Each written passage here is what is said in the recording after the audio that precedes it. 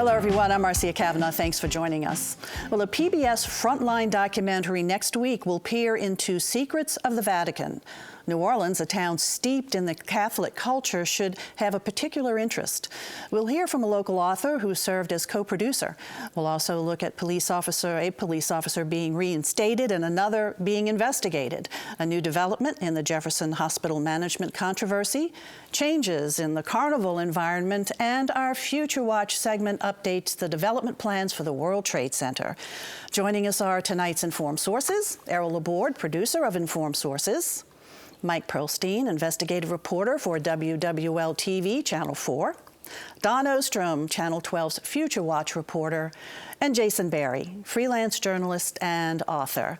First, we're going to start off with Mike. And last weekend, there was a police shooting. The police officer shot and killed a man in the Holly Grove area. And we're hearing conflicting stories here. What have you found out about this? Right, and that's not uncommon. These things happen in a flash, and there is the police version. There, in this case, were witnesses who are on the street giving different accounts. The one thing that is standard in these types of officer-involved shootings is that there's an internal investigation by the department. The shooter is reassigned to desk duty to sort of, take him, off of the street while the investigation proceeds. Now, this had some controversy in that the officer was in a two-man car responding to a shoplifting account. When they arrive, they see a man sitting on a stoop who had the clothing description of the shoplifter. The officers approached. According to the police, he then started to break and run and pulled out what the officer believed to be a weapon. Well, it turns out this was not the shoplifter. It was just someone in similar clothing, 31-year-old Keith Atkinson. Nevertheless, after the shooting, in which he was hit 4 times, police say they recovered a gun at his side. That's one of the key points that's being disputed by some family members. Now, the one thing that is different in this particular case is that this is the first officer-involved shooting since we have this oversight under the police consent decree. Right. And, for a while we've had the Office of Independent Police Monitor overlooking these, but now with the weight of the federal government watching the police department's every move and reforming how these internal investigations go about, they're really minding their P's and Q's. They're not as quick to just immediately defend this as a completely justified shooting. That's the police account, but even the chief sent a signal that we will look at all sides, we will do a thorough investigation, we will go wherever the facts lead us. The officer, Jonathan Hurdy's, a 9-year veteran, by all accounts, an exemplary officer with a clean record. It's interesting that he had just returned to the street after being on desk duty for an injury. So, there can be shootings that are, bad in a variety of ways that may not, violate the law or violate policy, but can simply be, an error in judgment. With this more thorough scrutiny, with this layer of, federal oversight, it could lead to things like, better training and practices or change of policy manual that stop short of finding actual wrongdoing by the officer. The police monitor, though, is still involved. Absolutely. Right? No, the police monitor, in many cases, a bit controversial, has been sort of shut out of this federal consent decree.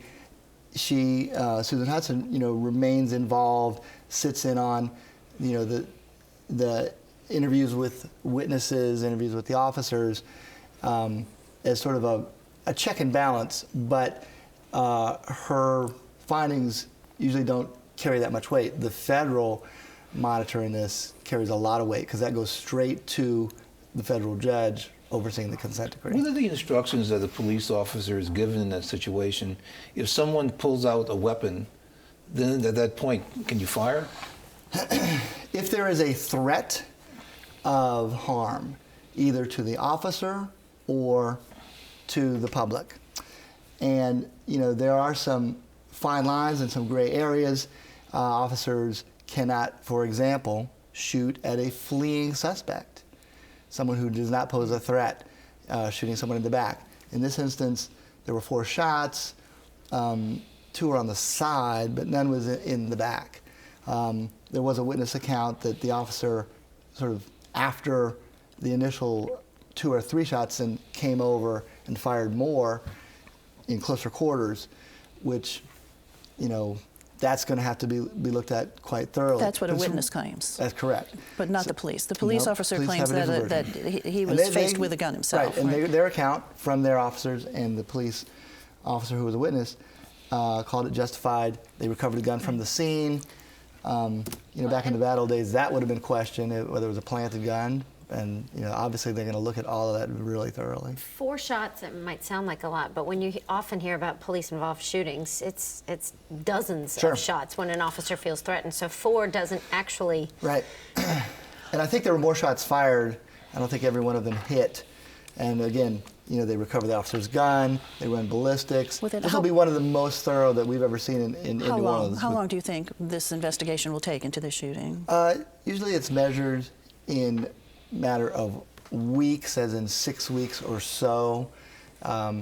If it's all free and clear, again, the officer could get reassigned to a different job, different assignment, different district. But all of this now, since they're revamping procedure and policy anyway, you very well could see some changes in training or changes in the policy manual regarding shooting. Okay, thanks, Mike. Right now we're going to jump over to Errol for a little bit of background on what's happening with the Jefferson Hospital controversy. You look back at this process, this is a huge, huge decision.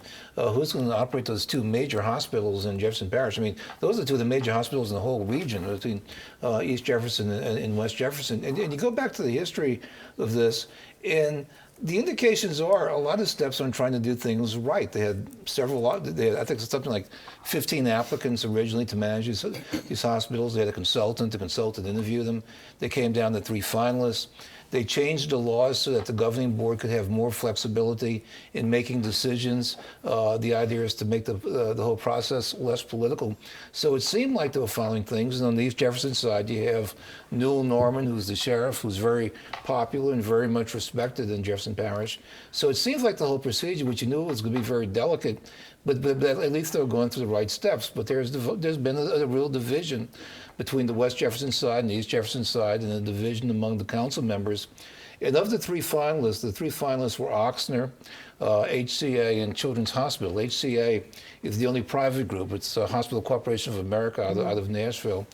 And Ochsner seemed to have been eliminated, so it really came down to Children's Hospital and to HCA, and one side was favoring the other.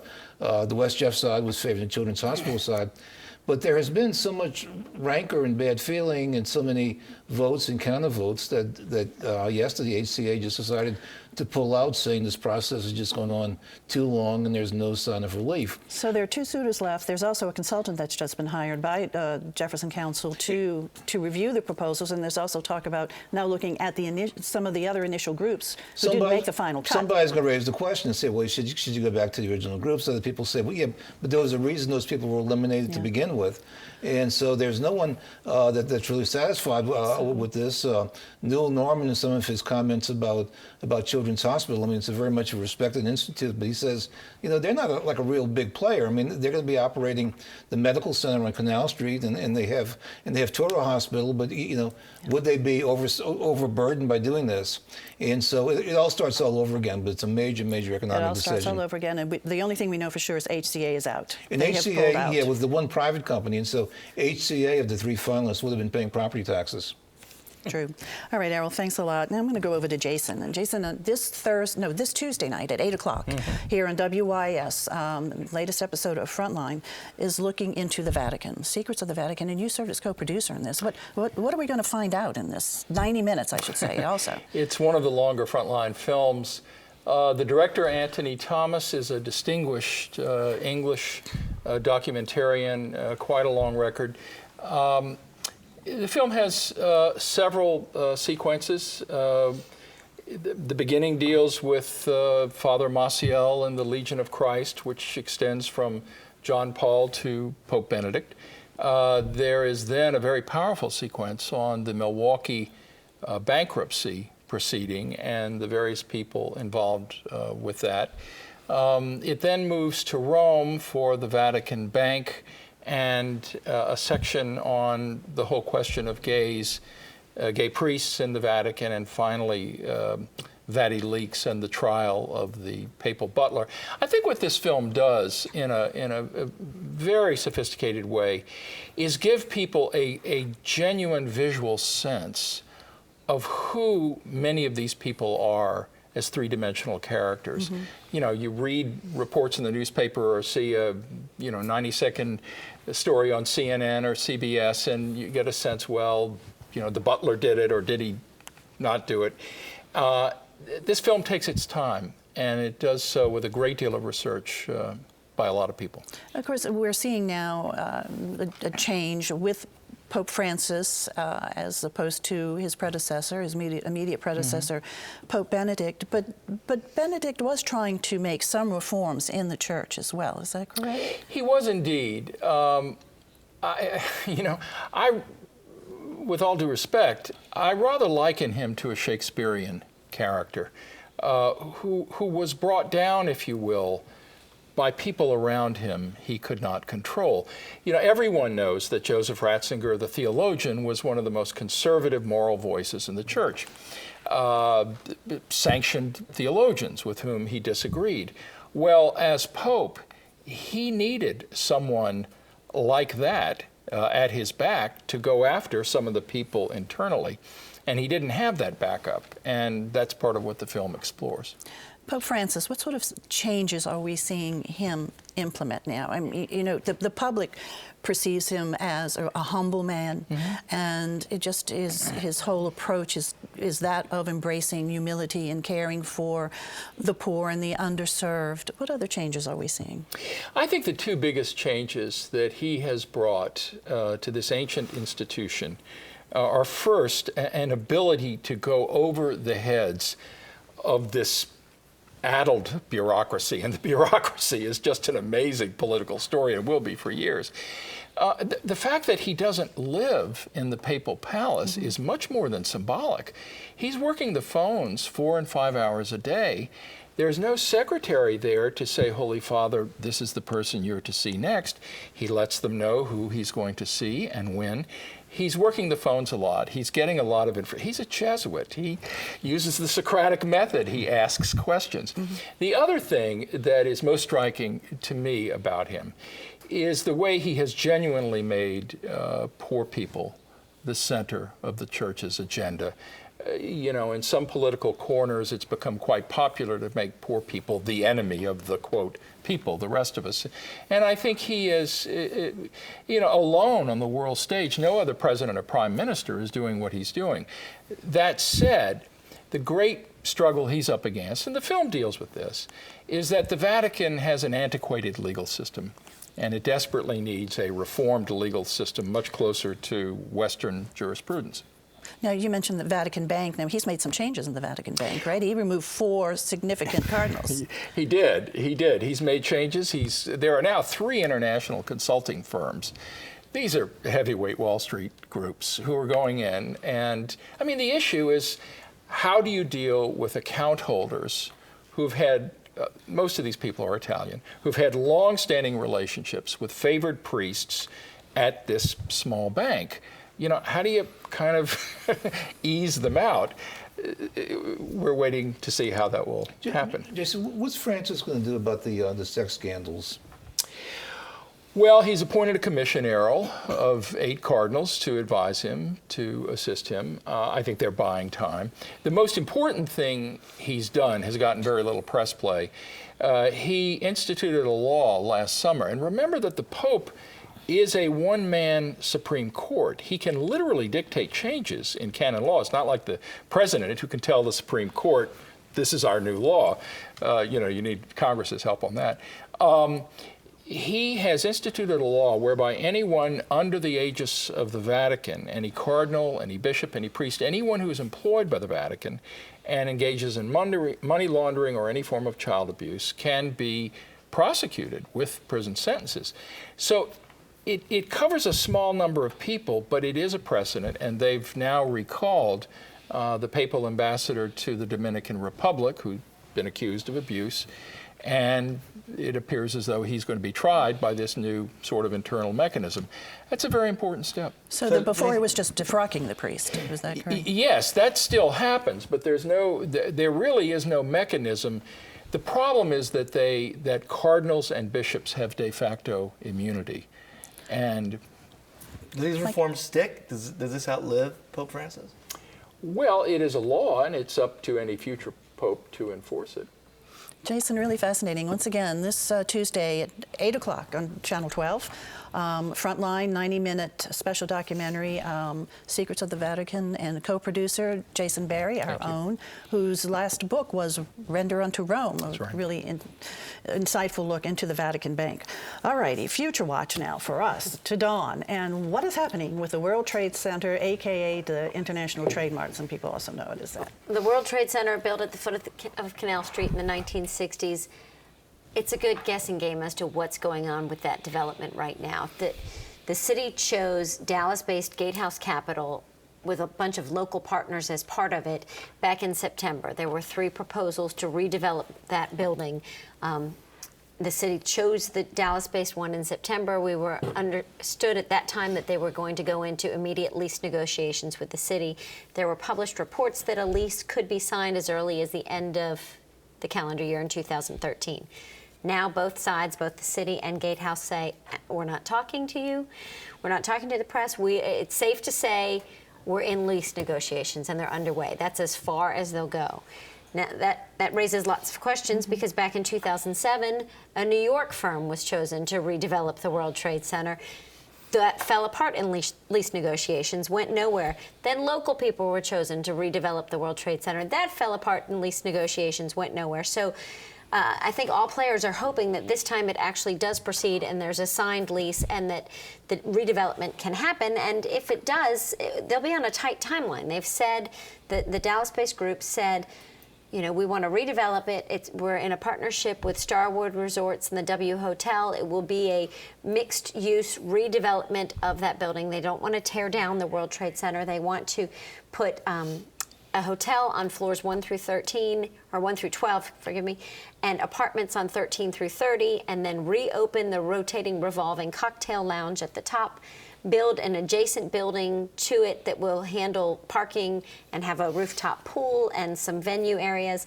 All this before the city's 300th birthday. So the timeline gets very tight if the lease as the lease negotiations drag on and construction time gets shortened and shortened and shortened, will there actually be enough time to then turn around this building and have it ready for the anniversary of the city in 2018? The local partners involved are huge. It's John Bash Restaurant Group, Bill Hines and Jones Walker Law Firm. John Bash is supposed to have a restaurant in that 5-story building that would be parking, as well as have the rotating revolving bar on top. It's supposed to put 2,500 new permanent jobs into the city, almost $200 million in new capital development to make it happen, but will we see it happen? And is it also going to bring in some sort of iconic structure, which some of the other proposals said that they would be doing? Right. One of the other proposals called for knocking the building down altogether and building some iconic structure there at the riverfront. This one calls for keeping the building, as we've said, and adding a new building, but also building around and redeveloping that whole area of the riverfront, adding in addition, a large Ferris wheel like has been built in Seattle that's apparently going to attract 100,000 visitors in a year.